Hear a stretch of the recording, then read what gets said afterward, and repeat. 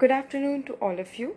This is Preeti again, and I am here with yet another video on the Biodiversity Act 2002.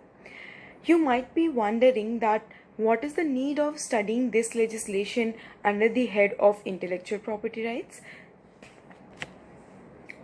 So for that matter, you need to appreciate that biodiversity or biological diversity is something which is very multifaceted. यानी कि biological diversity के कई सारे stake holders हो सकते हैं. वो stake holders कंजर्वर्स हो सकते हैं, रिसर्चर्स हो सकते हैं, साइंटिस्ट्स हो सकते हैं. तो हमें कहीं ना कहीं इन सभी लोगों के राइट्स को बैलेंस करना होगा. और हमें इस एक्ट को यहाँ आईपी के अंदर पढ़ने की ज़रूरत इसलिए महसूस होती है क्योंकि हमें ये भी डिसाइड करना है कि हाउ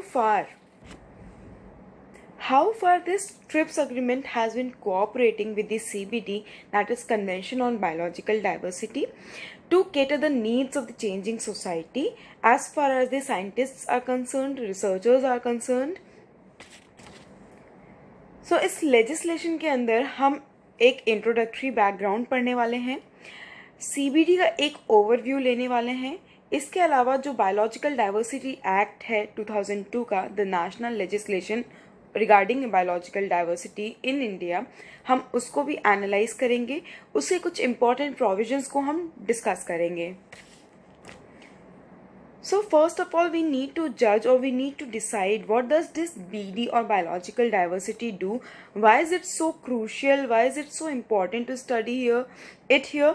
तो biological diversity किसी भी नेचर के कंजर्वेशन और साथ ही साथ बायोटेक्नोलॉजी इंडस्ट्री के डेवलपमेंट के लिए बहुत ही ज़्यादा क्रूशियल होता है.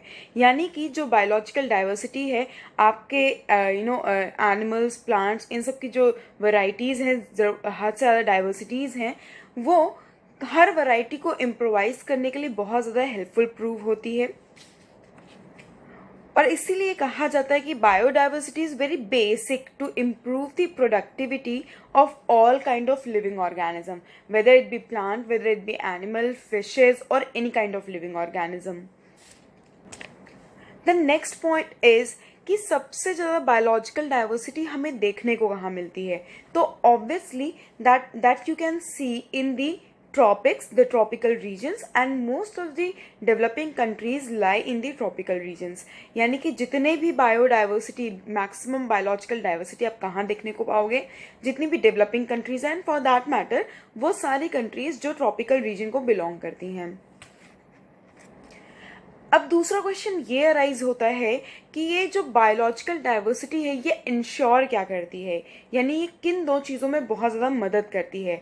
सबसे पहले तो किसी भी जगह की इकोलॉजिकल स्टेबिलिटी में वहाँ के जो ह्यूमन नेचर बैलेंस है उसको मेंटेन करने में कहीं ना कहीं ये biodiversity plays a very crucial, very vital role.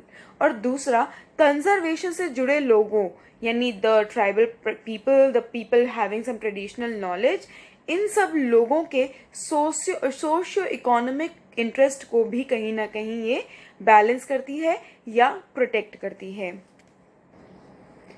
Now we will talk about the CBD, that is Convention on Biological Diversity. तो इस कन्वेंशन के बारे में आप कब पढ़ते हो? जब आपको ये पॉइंट डिस्कस करना हो कि बायोलॉजिकल डाइवर्सिटी से जुड़े इंटरनेशनल डेवलपमेंट क्या क्या हुए, तो उसमें से the prime and the most important among them is the CBD. तो CBD के बारे में अब हम बात करेंगे. तो इस इंटरनेशनल डेवलपमेंट के अंदर हम दो बहुत ही प्रोमिनेंट आर्टिकल्स की बात करेंगे. सबसे पहला है CBD 1992 का आर्टिकल 8 सब क्लॉज 1, और दूसरा आर्टिकल है जो बहुत ही इम्पॉर्टेंट, बहुत ही क्रूशियल है, IP राइट्स और इंटरनेशनल डेवलपमेंट ऑफ BD और द बायोलॉजिकल डाइवर्सिटी से रिलेटेड, वो है आर्टिकल 10 सब क्लॉज C. तो now we are going to analyse these two articles. हम इनके कैरेक्टरिस्टिक्स, इनके एसेंशियल फीचर्स के बारे में डिस्कशन करेंगे. मैंने आपसे कहा कि हम इंटरनेशनल डेवलपमेंट डिस्कस करने वाले हैं, हम उसके दो बहुत ही प्रोमिनेंट आर्टिकल्स डिस्कस करने वाले हैं.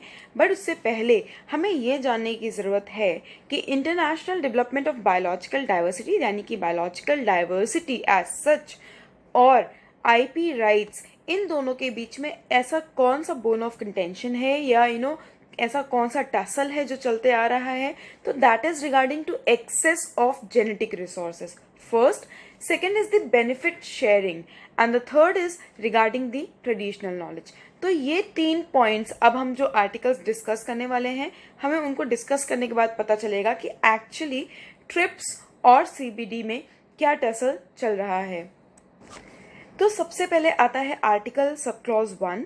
Article sub clause 1 of CBD says as it talks about that we need to maintain, we need to respect and we need to preserve the knowledge, the innovation and the practices, knowledge, innovations and practices of such indigenous यानी कि जो local communities हैं जिनकी अपनी एक life style set हो चुकी है बायोडाइवर्सिटी या उससे जुड़े हुए मैटर्स को प्रिजर्व करने से रिलेटेड, कंजर्व करने से रिलेटेड या बायोलॉजिकल रिसोर्सेज के सस्टेनेबल यूज से रिलेटेड, हमें उन सारे इंडिजिनस और लोकल कम्युनिटीज़ की जो नॉलेज है, जो इनोवेशंस हैं, हमें उन्हें कहीं या प्रैक्टिसेस हैं, हमें उन्हें कहीं ना कहीं मेंटेन करने की बहुत ज़्यादा ज़रूरत है। अब हम बात करेंगे आर्टिकल 10C ऑफ CBD की। तो आर्टिकल 10C क्या कहता है कि स्टेट्स को ज़रूरत है to protect and to encourage the use of the biological resources in the form of the cultural practices.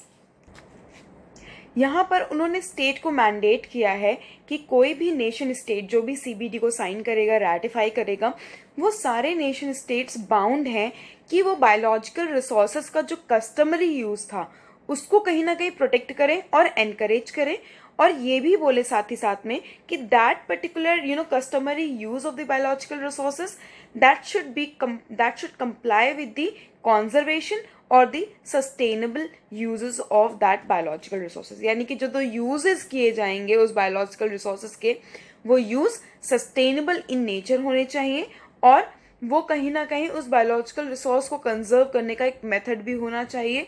Only then those methods, those customary uses of biological resources shall be allowed by the states। तो अगर आप CBD के ये दोनों articles को analyse करो, इन दोनों provisions को एनालाइज करो, तो कहीं ना कहीं you can conclude, you can analyse that particular CBD has provided the sovereign power, some kind of sovereign authority to the states to exploit their own biological resources, but as per their own environmental policies. Hence, we can conclude that CBD has provided for the principle of permanent sovereignty over the natural resources located within the territorial jurisdiction of one's nation states. Now we will talk about some factual knowledge और some factual data about the CBD। अब हम जानेंगे कि CBD कब sign हुआ, उसके क्या objectives हैं। So basically CBD was signed at Rio de Janeiro in the year 1992 and in the month of June. But when did it come to the force? It came to force in the year 1993 in the month of December। इसके जो 3 main objectives हैं, सबसे पहला biological resources या biological diversity का conservation, दूसरा objective इसका ये है कि उस बायोलॉजिकल डाइवर्सिटी के कंपोनेंट्स का सस्टेनेबल यूज, और तीसरा है fair and equitable benefit sharing. As I have told you, जो CBD है वो सोवरेन राइट्स, स्टेट्स के सोवरेन राइट्स को रिकॉग्नाइज करता है to exploit their own natural resources.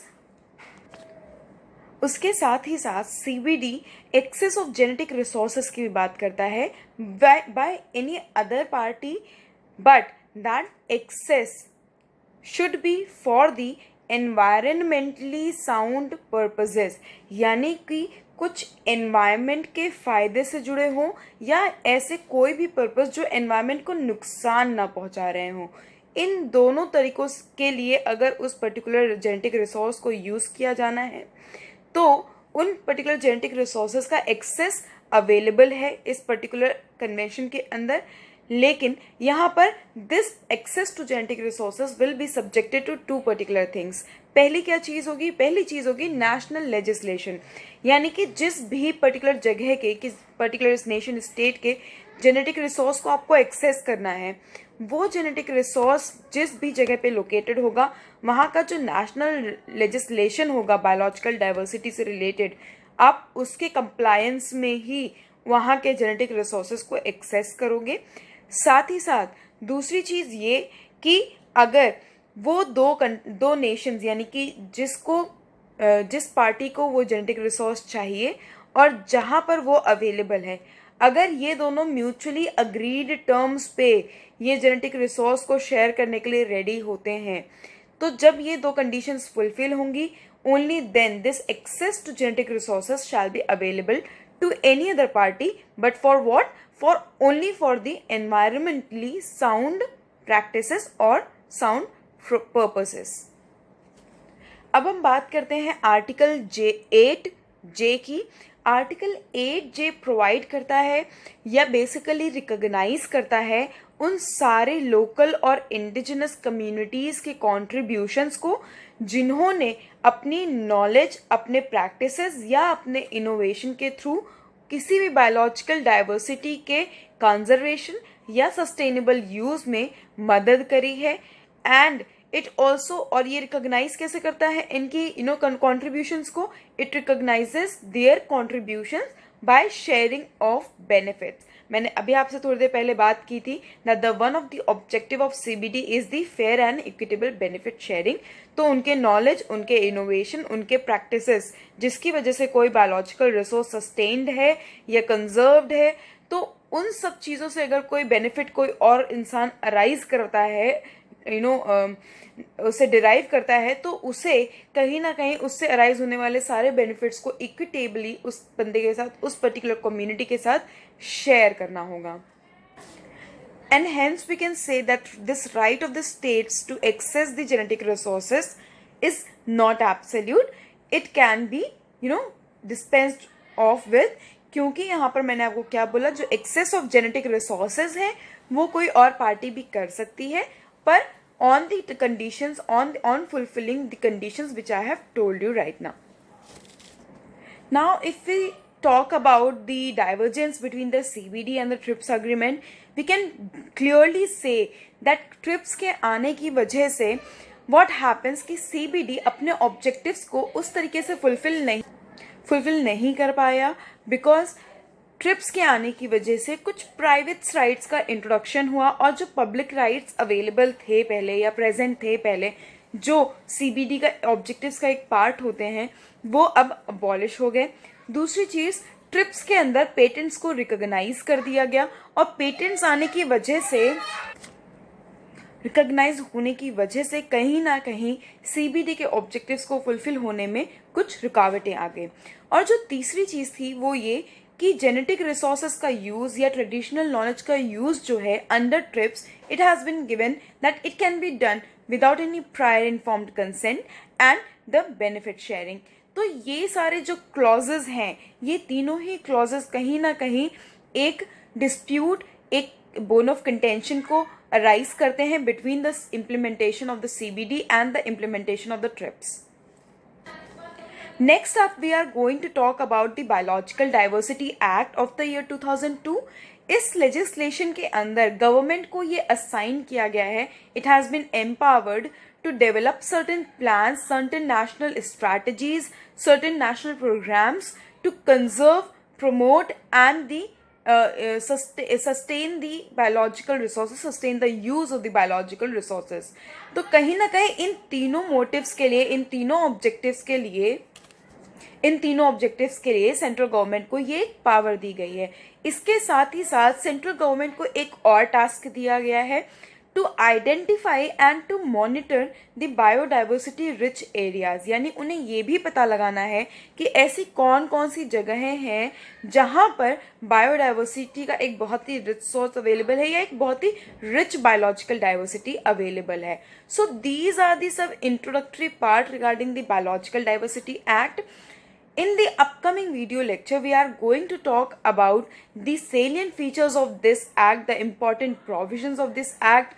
We are also going to discuss about some national programs, some national strategies which the government has developed under this legislation to protect, conserve the biological diversity in India. इसके साथ ही साथ we will wind up the whole course of intellectual property. उसके बाद हम आने वाले videos lectures में हम पूरे इंटेलेक्चुअल प्रॉपर्टी राइट्स को एक बार फिर से रिवाइज करेंगे so that we don't have any kind of academic loss while this lockdown. Thank you so much. Thank you so much for being with me. I hope to see you again in the next video. Bye bye. Take care.